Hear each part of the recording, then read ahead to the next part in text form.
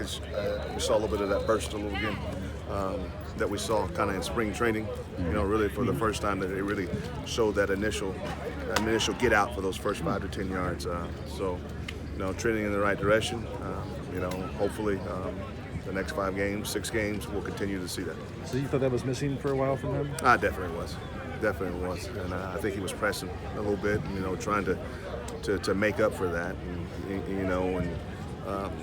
The thing that I find that's unique about his running style and watching him prior to becoming a Trojan was his patience and his ability to have that initial burst and get to the second level. I think he got his confidence back in his ankle a little bit, and he showed that aspect of his running game, which is unique. It kind of reminds me a little bit of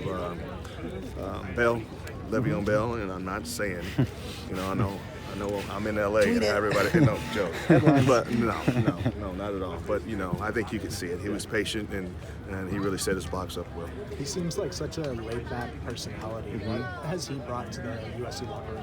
Well, he's a 22-year-old man. Happy birthday, Keaontay. Today's his birthday. Oh, nice. But him and Vi, they bring the same attributes to our locker room and to our running back room. They both lead by example more than being verbal leaders. If I were to challenge him to do anything, it's time for him both of those guys to speak up a little bit more and take this team by the shirt and carry it a little bit. I know Dante talked about the potential for emphasizing the run more. Is that a message he's kind of relayed to you guys as well? It's something that's been discussed, and I thought the run game, and Graham did a great job of recognizing that. It kind of settled things down in last week's ball game. Those tackles, it was a tough matchup for them. And getting to that run game and getting to play with some tempo kind of mellowed them out and kind of mellowed a lot of their blitz packages out.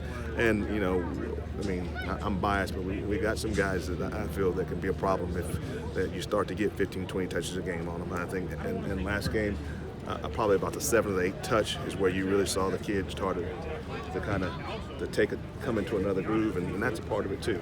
And I think, you'll see the same thing out of 22. I think you'll see the same thing out of Vi. Once their touches kind of, go up a little bit, just like anything, they'll start to get in a rhythm. You mentioned Keaontay and Vi as veteran presences. How hard was it to get to the point of making a decision to give Keaontay the bulk of touches and have to pull Vi's back a little bit?